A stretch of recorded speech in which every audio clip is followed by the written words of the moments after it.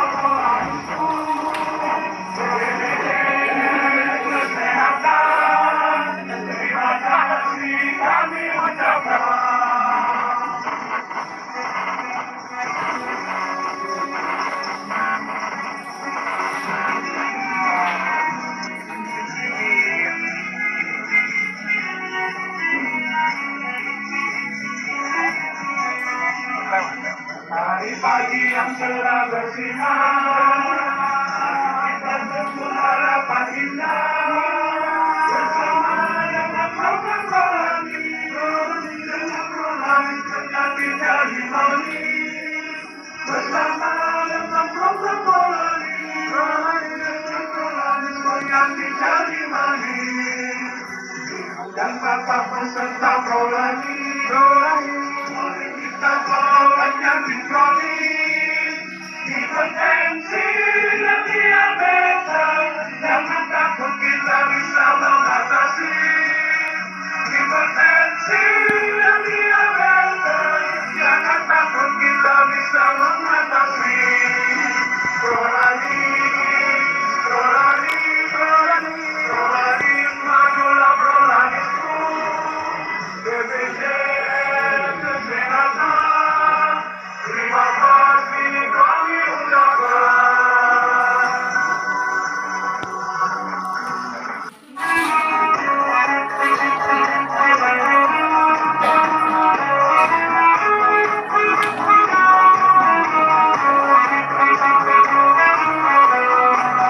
Pagi-pagi yang cerah bersinar, kita jemput harapan indah.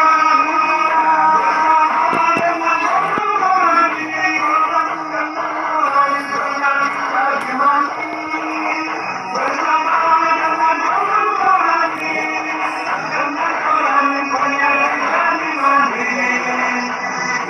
Dan Bapak peserta Kolani, mari kita tolong yang sinkronis. Hipertensi dan diabetes, jangan takut kita bisa mengatasi. Hipertensi dan diabetes, jangan takut kita bisa mengatasi. Kolani, Kolani, Kolani, majulah Kolaniku.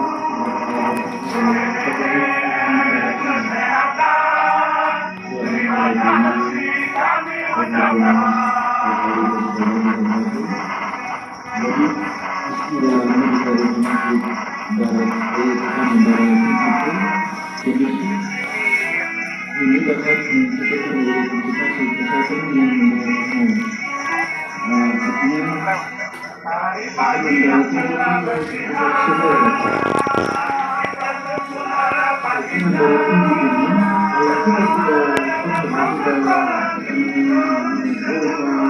Terjadi dari manis. Bersama dengan program Kolani, dengan Kolani terjadi manis. Dan Bapak peserta Kolani, kita bawa yang sinkronis. Hipertensi dan diabetes, jangan takut kita bisa mengatasi. Hipertensi dan diabetes, jangan takut kita bisa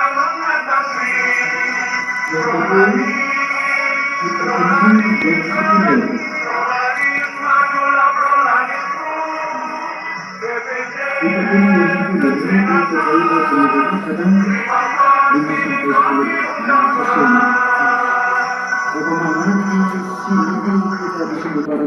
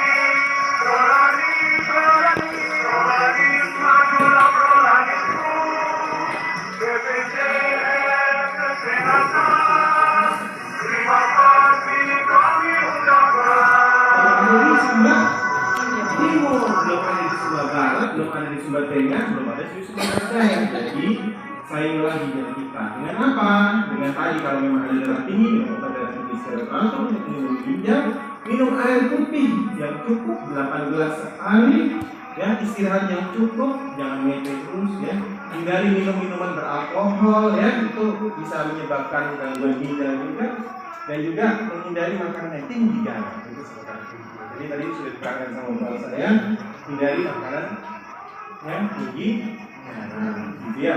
Nah, sebenarnya ada satu materi lagi yang saya mau sampaikan terkait dengan serangan jantung. Mau sekarang atau nanti di pertemuan berikutnya?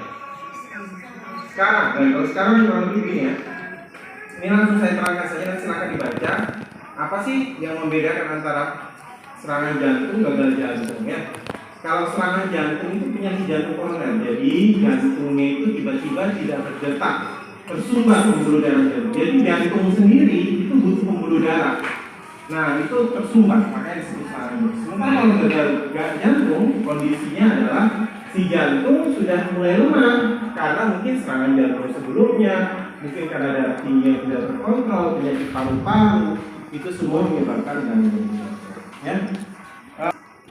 Dok, apakah selalu sesak napas itu jantung? Tidak juga, bisa juga paru-paru, tapi ada di jantung. Gagal jantung itu kasusnya kalau malam tidur terbangun karena sesak. Kalau tidur harus 2-3 bantal, kalau tidak pakai bantal atau 1 bantal sesak. Itu gagal jantung. Naik tangga, jalan kaki terlalu panjang, harus berhenti karena capek. Bisa jadi jantung, belum tentu jantung ya. Itu adalah gejala gagal jantung. Nah, kalau sudah kena serangan jantung, bagaimana? Kalau orang kena serangan jantung harus segera kateterisasi dan di Sumba belum ada. jantung ada, orang serangan jantung bisa KTP. Tapi kalau tidak, opsinya harus dikasih suntik obat. Dan kita lakukan tindakan CPR. Itu mungkin pada pertemuan berikutnya, jadi edukasi supaya tahu bagaimana menata laksana kalau orang kurang lebih dari saya sudah capek ini karena sudah olahraga, sudah menunggu dari pagi puasa. Ada yang mau ditanyakan? Ya, Mama boleh.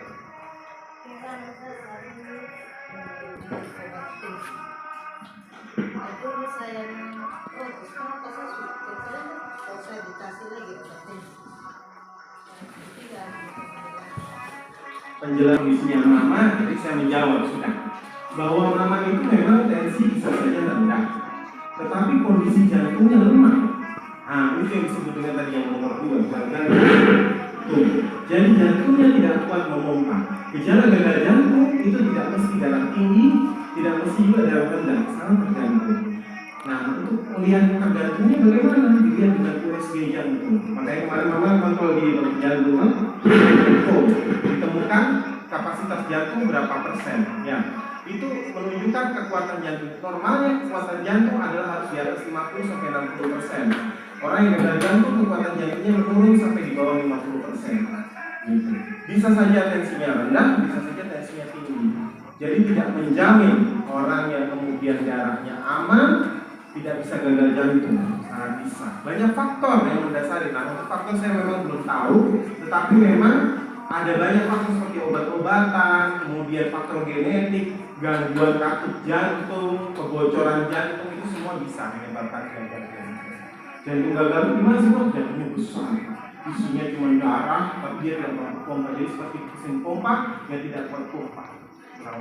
Jadi kalau menjawab Ibu dulu tensinya rendah-rendah saja, kenapa sekarang ada progres, kita belum tahu. Jangan sampai memang dulu pernah ada serangan jantung kecil yang menyebabkan jantungnya lemah sehingga dia tidak kuat pompa, akhirnya gagal. Jadi tidak selalu. Nah, akibatnya harus apa?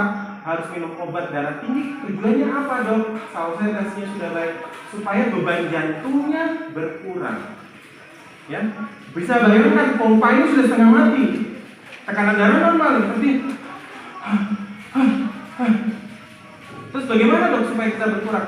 Jantungnya dikurangi bebannya dengan obat-obatan sehingga dia bisa memompa dengan pelan. Makanya tadi saya tekankan kalau olahraga yang punya gangguan jantung, ya, kalau memang tidak kuat tidak usah paksa. Tetapi penelitian menyebutkan orang dengan gangguan jantung olahraga secara teratur yang ringan, ya, bukan olahraga lompat-lompat. Olahraga itu ada dua, olahraga ringan dan olahraga berat. Olahraga berat itu yang bulu tangkis, main voli, smash, lompat-lompat itu berat. Yang ringan itu seperti jogging, lari, berenang, sepeda itu diperbolehkan. Justru akan meningkatkan kekuatan dan kapasitas jantung. Jadi jantung bisa dilatih seperti otot kita. Kalau otot kuat jantung